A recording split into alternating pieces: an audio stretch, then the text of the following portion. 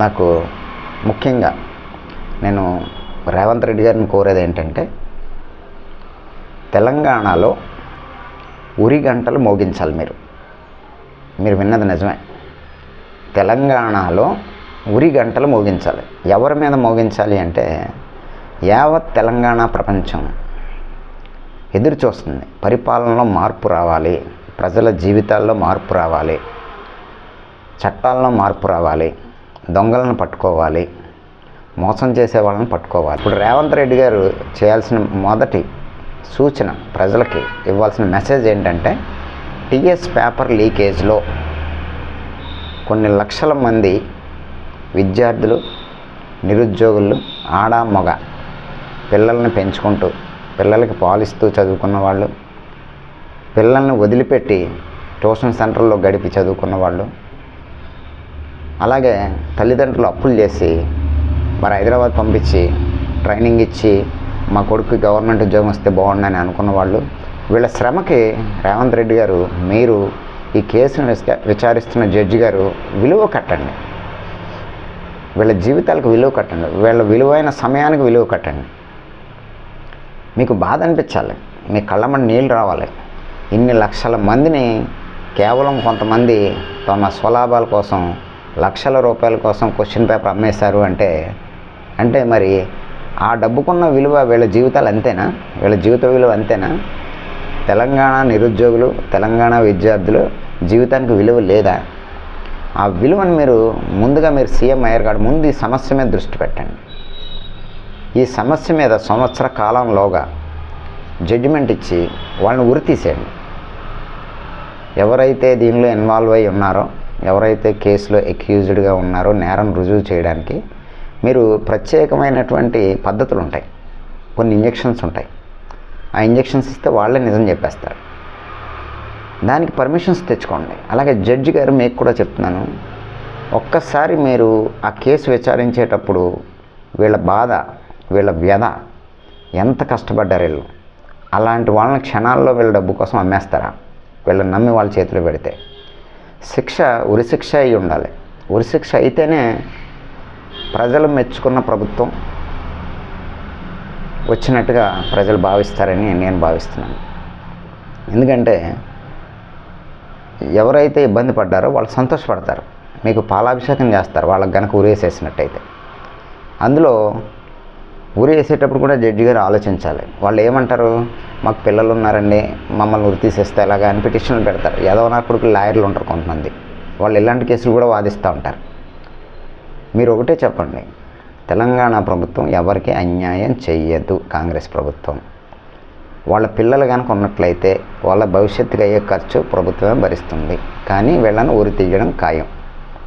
లేదా వారి మీద ఆధారపడ్డ వాళ్ళు ఎవరైతే ఆధారపడి ఉంటారో, అంటే ఏ పని చేయలేని వాళ్ళు, ఇంట్లో ఉండేవాళ్ళు, అంటే ఆదాయం లేని వాళ్ళు ఎవరైతే ఉంటారో వాళ్ళ బాధ్యత ప్రభుత్వం తీసుకొని వీళ్ళని ఉరి తీయాలి. అప్పుడే సమాజం ఏం కోరుకుంటుందో ప్రభుత్వం అది ఇవ్వగలుగుతుంది.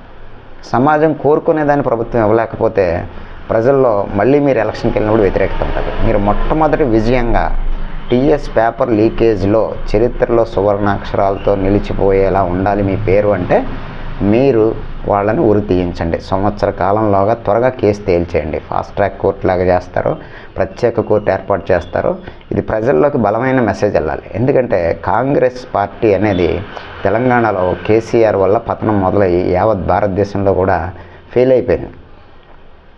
కారణం ఎవరయ్యా అంటే దొరగారు.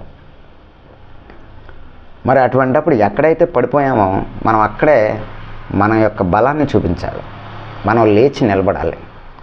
దానికి కారకులైన వాళ్ళని ఎవరిని కూడా వదలకూడదు. ఇప్పుడు ఈ దోచుకున్న డబ్బుని మీరు తేవాలి అంటే ఎలా తెలుస్తుంది? దొంగలు బయటపడితే తెలుస్తుంది. దొంగలు బయటపడరుగా. అప్పుడు మీరు ఏం చేయాలంటే, ఆ కేసులో ఒక 3,000 కోట్లు పలానా దేశం వెళ్ళిపోయిందండి, లేదా పలానా దాంట్లో డైవర్ట్ అయిపోయింది, లేదా నేను కమిషన్ ఎంత ఇచ్చాను నా ప్రాజెక్ట్లో అని ఎవరన్నా కనుక చెప్తే, ఉదాహరణకి నేను ఒక కాంట్రాక్టర్ అనుకోండి, దాంట్లో నేను ఒక 3,000 కోట్లు ఇచ్చాను కమిషను, దేని కిందో ఇచ్చాను, నాకు మీరు 6,000 కోట్లు ఇవ్వండి. 6,000 కోట్లు ఇచ్చి నాకు రక్షణ కల్పించండి, నేను వచ్చి చెప్తాను, నేను అప్రూవర్గా మారిపోతాను. ప్రభుత్వం తరపు నుంచి నేను మీకు ఇచ్చిన ఇన్ఫర్మేషన్ ద్వారా మీకు 3,000 కోట్లు వస్తుంది కదా, నేను ఎప్పుడు ఇచ్చానో చెప్తున్నాను కదా మీకు. అప్పుడు మీరు నాకు ఏం చేస్తారంటే ఆ 3 + 3 6,000 కోట్లు నాకు ఇవ్వండి. ఇక్కడ డబ్బులు పోవడం ఇంపార్టెంట్ కాదు, దొంగను పట్టుకోవడం ఇంపార్టెంట్. మరొక కోణంలో మీరు ప్రత్యేకించి వికీలీక్స్ అనే పదం వినే ఉంటారు. వికీలీక్స్ వాళ్ళు ఏం చేస్తారంటే ప్రపంచ దేశాల్లో ఉన్నటువంటి డేటాను సేకరించి దానిలో ఉండే అవకతవకలు లోటుపాట్లను ప్రపంచానికి తెలియజేస్తూ ఉంటారు. అటువంటి హ్యాకర్స్ని నియమించండి ఇలాంటి కేసుల్లో. అలాంటి హ్యాకర్స్ని నియమించి డేటాను సేకరించండి. ఏ డబ్బు ఎటు వెళ్ళిపోయింది, ఏ డబ్బు రూపాంతరం చెంది మార్పు చెంది అది భూమిగా మార్పు చెందిందా, బంగారంగా మార్పు చెందిందా, లేదా బయట దేశాల్లో విల్లాలుగా మార్పు చెందిందా, లేదా బయట దేశాల్లో రియల్ ఎస్టేట్లోకి వెళ్ళిపోయిందా, ఎలా వెళ్ళిపోయింది అనేది మీకు తెలియాలి అంటే వికీలీక్స్ని మీరు ఆదర్శవంతంగా తీసుకోండి. రేవంత్ రెడ్డి గారు మీకే చెప్తున్నారు. వికీలీక్స్ వాళ్ళు ఎలా అయితే రహస్యాలను బయట పెడతారో ఇక్కడ కూడా మీరు ప్రత్యేకమైన స్పెషల్ హ్యాకర్స్ని పెట్టండి. మొత్తం డబ్బును రాబట్టండి. రూపాయికి రూపాయి ఇచ్చేయండి, అప్రూవర్స్కి రూపాయి ఇచ్చేయండి. అలాంటి విషయంలో మీరు వెనకడుగు వేయకండి, త్వరగా తేల్చేయండి. ఎందుకంటే కుళ్ళు కుతంత్రాలు అనేవి చాలా ఫాస్ట్గా వస్తాయి. మొదటి విషయం ఏమో ఉరి తీయించడం, టీఎస్ పేపర్ లీకేజ్ వాళ్ళని. రెండో విషయం ఏమో ఒక వార్ రూమ్లో వీళ్ళందరినీ కూర్చోబెట్టి వీలైనంత వరకు మీరు ఈ ఇన్వెస్టిగేషన్ అంతా కూడా బయట స్టేట్లో చేయండి, ఈ స్టేట్లో చేయకండి. ఈ స్టేట్లో చేస్తే ఈ స్టేట్లో ఎంతోమంది ఇన్ఫర్మేషన్ బయటకు లీక్ చేసే అవకాశం ఉంటుంది. మీరు బయట స్టేట్కి పంపించేయండి. అది ఎక్కడ ఉందో కూడా ఎవరికి తెలియకూడదు. చక్కగా పట్టుకోండి. ఎన్ని లక్షల కోట్ల, వేల కోట్ల, అసలు ఎన్ని కోట్లు పోయినాయి, ఎలా పోయినాయి, ఎవరిచ్చారు, ఇచ్చిన వాళ్ళు ముందుకు వస్తే మరీ మంచిది. అదే ప్రభుత్వ కార్యాలయాలు ఉంటాయి కొన్ని, అక్కడ ఎవరో పిఏ ఉంటారు, ఐఏఎస్లు ఉంటారు, ఐపీఎస్లు ఉంటారు. అందులో వీళ్ళకి భయపడో లేదా బెనిఫిట్ ఉందనో ఇన్వాల్వ్ అయిన వాళ్ళు ఉంటారు. అటువంటి వాళ్ళు బయటికి రారు. ఎవరు వస్తారు అక్కడ బయటకంటే అక్కడ పనిచేసిన పిఏలు కానీ, అక్కడ పనిచేసిన గుమస్తాలు కానీ, అక్కడ పనిచేసిన అటెండర్లు కానీ వీళ్ళు వస్తారు. మరి వీళ్ళు వస్తే గవర్నమెంట్ ఏం చేయాలి? మనిషికి 10 కోట్లు ఇచ్చేయండి. ఇన్ఫర్మేషన్ చెప్పారనుకోండి, పక్కా ఇన్ఫర్మేషన్, పలానా ఫైల్లో ఇలా జరిగిందనే పక్కా ఇన్ఫర్మేషన్, 10 కోట్లు ఇచ్చేయండి వాళ్ళకి. ఇక్కడ నుంచి వెళ్ళిపోమనండి, ఈ స్టేట్లోంచి ప్రాణహాని ఉంటుంది కాబట్టి వెళ్ళిపోమనండి. మీరు డబ్బులు ఇచ్చేయండి గవర్నమెంట్ తరఫు నుంచి. వేట ఎలా ఉండాలంటే ఎవరికి తెలియకూడదు, పట్టుకోవాలి, దొంగను పట్టుకోవాలి, వేట ఆపకూడదు. ఇంతకుముందు మీరు చాలా స్పీడ్గా వర్క్ చేసేవారు, ఇప్పుడు ఇంకా స్పీడ్గా వర్క్ చేయాలి. ఆ స్పీడ్ సరిపోదు. ఇది నా రెండో పాయింట్ అండి. ఈ కేసు విషయంలో బండి సంజయ్ గారు అన్నట్టు దేశం దాటిపోయే ప్రమాదాలు ఉన్నాయి, నిజం అది. మీరు ఏ రోజైతే ఫస్ట్ కేసు ఫైల్ చేస్తున్నారో ముందు పాస్పోర్ట్ జప్తు చేసేయండి. వాళ్ళని ఎక్కడికి వెళ్ళనివ్వకండి దేశం వదిలి.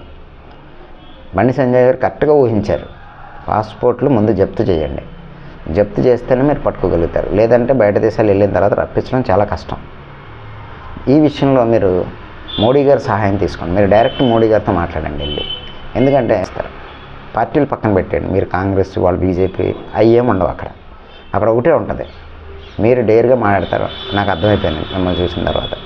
డైరెక్ట్ మోడీ గారితో చెప్పండి, సార్ ఇది విషయం, మేము ఇలా చేయబోతున్నాం, మా స్టేట్లో దొంగలను పట్టుకోబోతున్నాం, మీ సహాయ సహకారాలు మాకు కావాలి. ఎంతవరకు చెప్పాలో అంతవరకే చెప్పండి, మొత్తం కూడా చెప్పాల్సిన అవసరం లేదు. ఈ టాపిక్ ఇక్కడితో అయిపోయింది.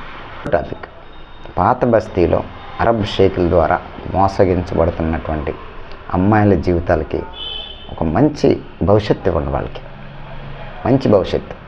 మంచి భవిష్యత్తు అంటే జీవితంలో వాళ్ళు భయపడిపోయి పేదరికం అనుభవించలేక తల్లిదండ్రులు చిన్న పనులు చేసుకుంటూ ఒక కూతురు పుడితే ఆ కూతురికి పెళ్లి చేయడానికి డబ్బులు లేని దయనీయ పరిస్థితుల్లో ఏ అరబ్ షేకు ఇచ్చి పెళ్లి చేస్తే వాళ్ళు కొన్ని రోజుల్లోనే అతి నెల సంవత్సరం లోపలనే పెళ్ళైన తర్వాత తలాక్ చెప్పేసి వారి జీవితాలను నాశనం చేసేసి వాళ్ళ దేశం వెళ్ళిపోతే మరి ఎంతోమంది చాలామంది బాధపడుతున్నారు. ముందు దాన్ని నిషేధించండి, వాళ్ళు ఇక్కడికి రాకుండా ఆపండి. అలాంటి పెళ్ళిళ్ళు ఎవరైతే పాల్గొంటారో ఆ మీడియేటర్స్ ఎవరైతే ఉంటారో వాళ్ళని వదలకండి. ఆ మీడియేటర్స్ని అస్సలు వదలకండి. ఎందుకంటే ఒక అమ్మాయిని ఓ తల్లిదండ్రి పెంచి పెద్ద చేయాలంటే చాలా సంవత్సరాలు పడుతుంది.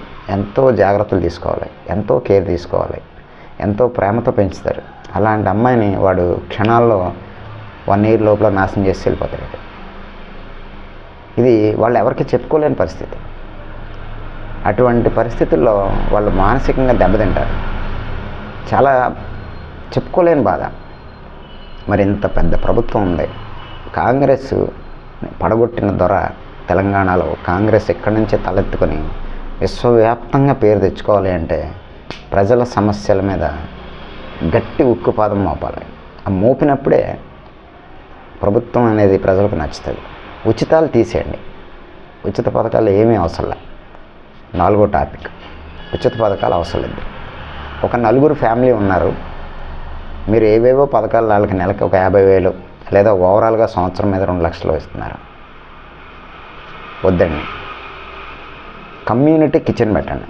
కమ్యూనిటీ కిచెన్ అంటే మనిషికి ₹2 డబ్బు ఖర్చు అవుద్ది రోజు, తిండికి తిరగడానికి. అంటే ట్రాన్స్పోర్టు, ఫుడ్, ఈ 2 ఇంపార్టెంట్.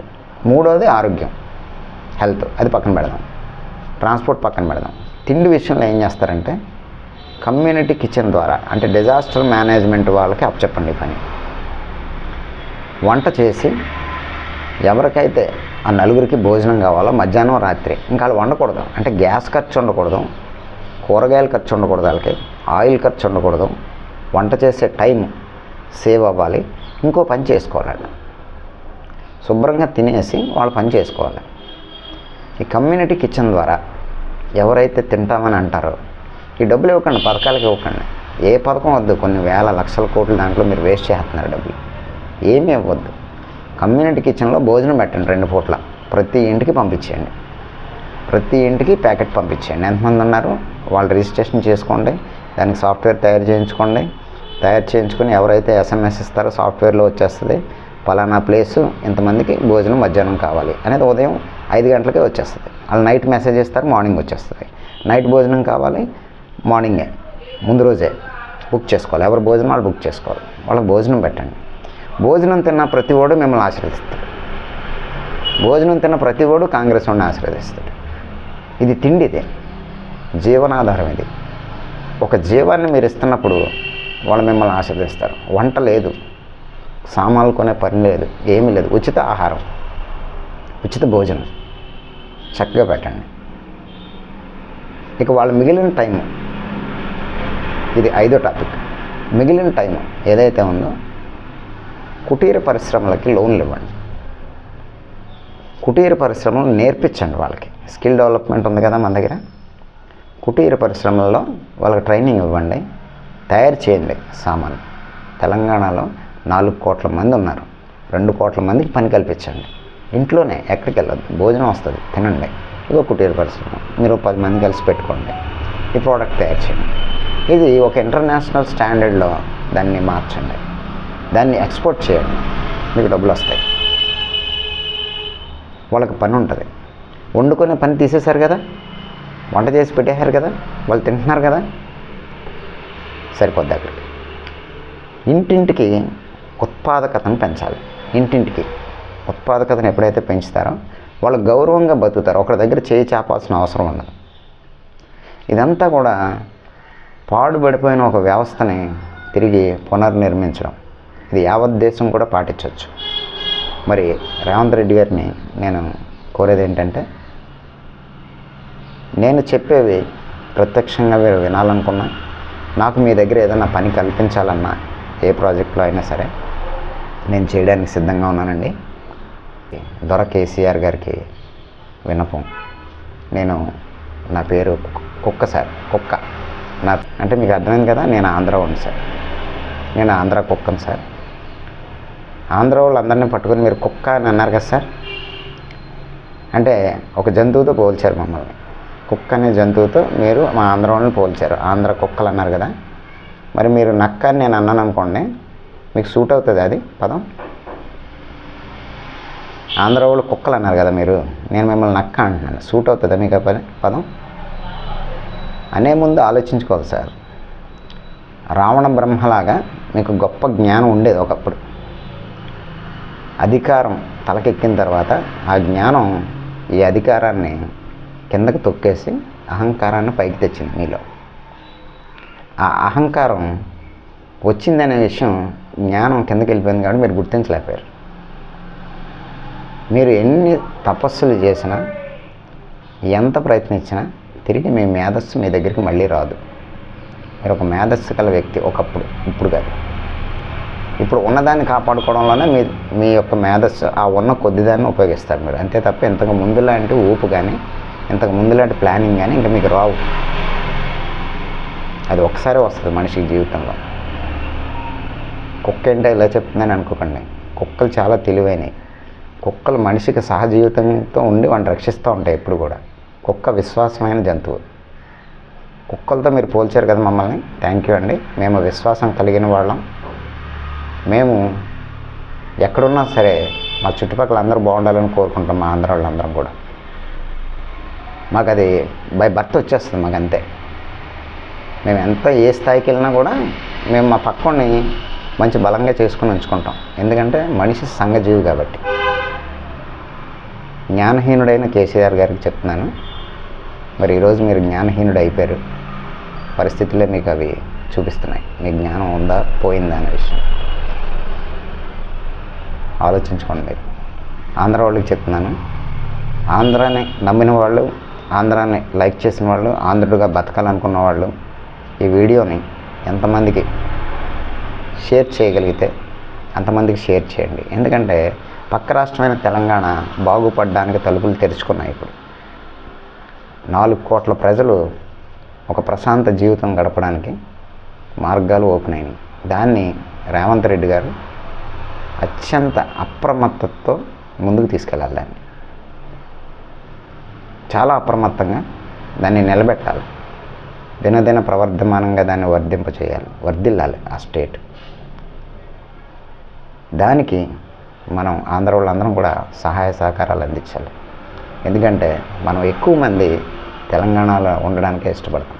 అక్కడ వాతావరణం వల్ల, అక్కడ అవకాశాల వల్ల. ఆంధ్రాని కూడా బాగు చేద్దాం. నా వీడియోలు మీకు ఇంకా కావాలి అని అనుకుంటే ఆంధ్ర గురించి కానీ, ప్రస్తుత రాజకీయ పరిస్థితుల గురించి కానీ మీకు నచ్చితే కామెంట్లో పెడితే నేను చేస్తాను.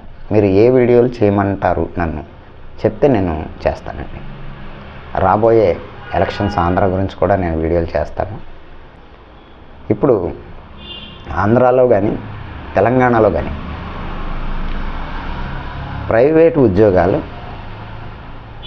ప్రజలకు చేర్చేది ఎలా అనేది నా దగ్గర ఉందని కాన్సెప్ట్. అది ఏ పార్టీ అయినా సరే స్క్రీన్ మీద కనబడుతున్న నెంబర్కి కాంటాక్ట్ చేసి నన్ను మీరు నియమించుకున్నట్లయితే ఒక పేమెంట్ ఇచ్చి, ఎందుకంటే నేను ర్యాపిడో నడుపుకుంటాను. నా కుటుంబం గడవాలంటే నేను రాజకీయాల్లో మాట్లాడితే కుటుంబం గడవదండి. దేశభక్తి ఉంది కాబట్టి చేస్తున్నాను నేను ఈ వీడియోలు. అందరిలాగా నాకెందుకులే అని అనుకునే మనిషిని కాదు నేను. ఎవరన్నా సరే నాకు ఒక ఉద్యోగాన్ని కల్పిస్తే నేను ఆ ఉద్యోగం చేసుకుంటూ మీకు కావాల్సినట్టుగా నేను ప్రజలు అభివృద్ధి చెందే విధంగా ప్రాజెక్టులు డిజైన్ చేయగలుగుతానండి. అది నాకు బై బర్త్ వచ్చిందని అనుకుంటాను నేను. ఎందుకంటే నేను చదువుకోలేదు, నాకు చదువు లేదు. కానీ పాఠశాలే ఒక ప్రపంచం నాకు. ప్రపంచంలోనే పాఠశాలను చూశాను నేను, మనుషుల్లోనే గురువులను చూశాను నేను.